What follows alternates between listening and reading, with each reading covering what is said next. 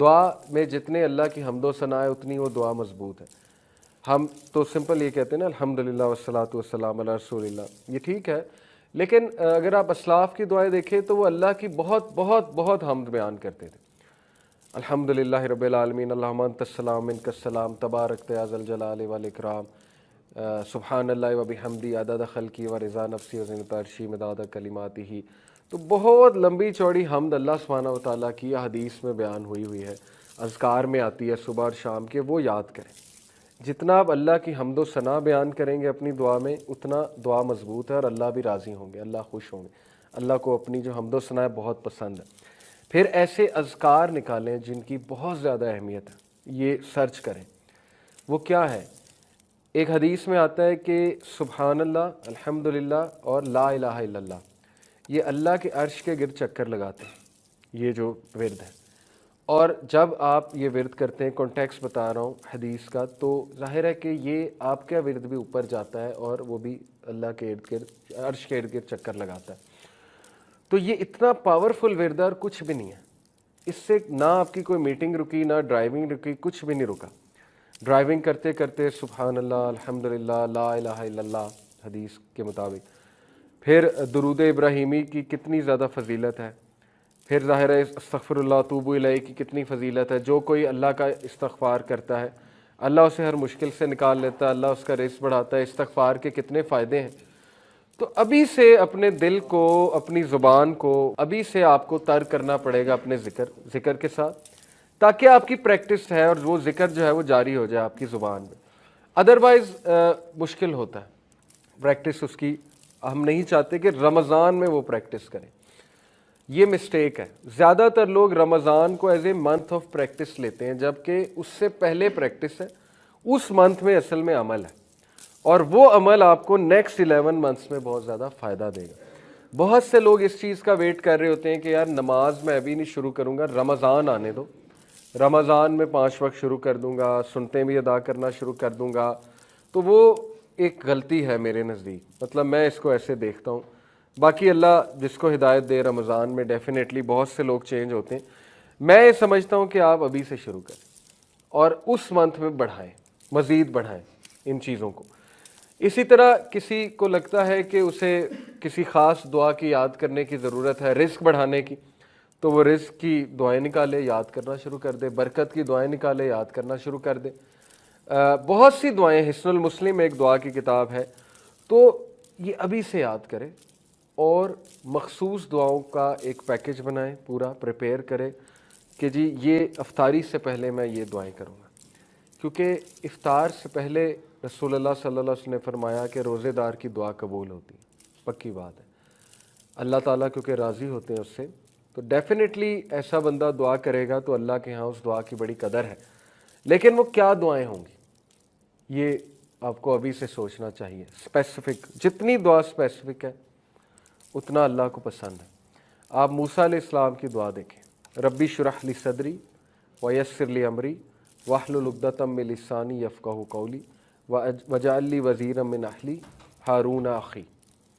اتنا اسپیسیفک، اتنا اسپیسیفک کہ نام تک پتہ ہے مجھے کون بندہ چاہیے وزیر، ہارون. ہماری دعائیں اسپیسیفک تو نہیں ہوتی، جنرل ہوتی ہیں، اللہ نیک بنا دے، نیک بنا دے، یہ دعا ہوتی. ٹھیک ہے، اچھی دعا ہے، لیکن بھی اسپیسیفائی کس قسم کا نیک بنا دے، کتنا نیک بنا دے، کس لیول کا نیک بنا دے. جتنا اللہ سے اسپیسیفک ہوں گے اتنا آپ کی سیریسنس شو ہو رہی ہے. ٹھیک ہے نا. حضرت موسیٰ کو پتا تھا کہ مجھے کیا چاہیے، میرا سینہ کھول دے، مشن کے لیے یہ چیز چاہیے انہیں.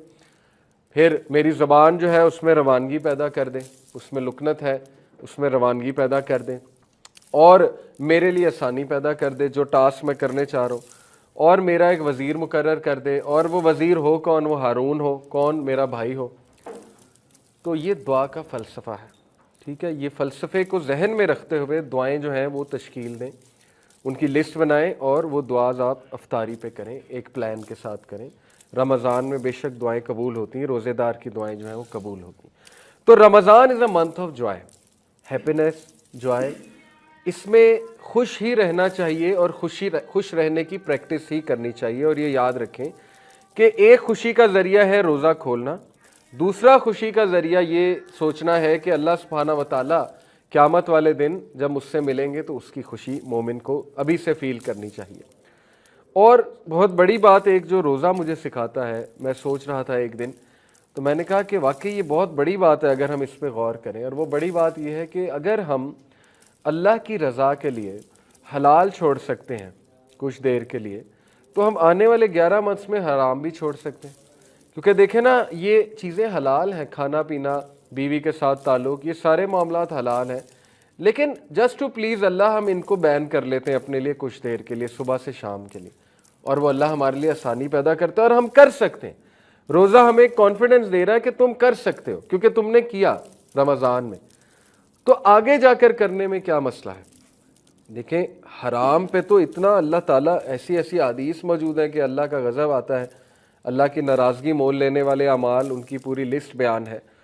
तो कैसे एक बंदा जो है वो ये जुर्रत कर लेता है कि हलाल तो छोड़ दिया अल्लाह के लिए लेकिन हराम नहीं छोड़ा रमज़ान के बाद।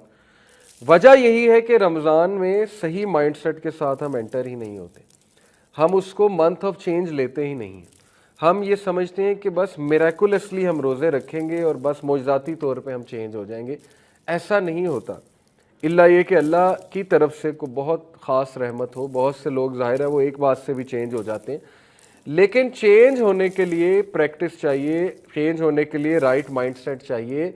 वही बात है इन्नमल आमालु बिन्नियात, जब एक बंदा एक ख़ास नीयत और माइंडसेट के साथ एक जगह एंटर हो रहा है, फिर ही वो चीज़ उसे फ़ायदा देगी, फिर ही वो उसका सही से फ़ायदा उठा सकेगा। ये सारे जो तकवे के मैंने आपको औसाफ बताए, कम खाना, कम सोना, कम गुफ्तगू करना, सच बोलना, ज़बान की हिफाजत करना, अल्लाह की इबादत करना, अल्लाह के करीब होना, इन सब का ताल्लुक़ रोज़े को जाग कर गुजारने से, सही से गुजारने से। तो अगर हम सो ही ज़ाहिर है सहरी के बाद रहे हैं, कुछ लोगों की रूटीन ऐसी भी होती है, तो मोस्ट ऑफ द डे हमारा फिर ज़ाहिर है सोकर गुजरेगा और ना हमें इतनी को भूख प्यास लगेगी, ना हमें को महसूस होगी भूख प्यास। तो वो वाला हम भी मकसद नहीं अचीव कर रहे।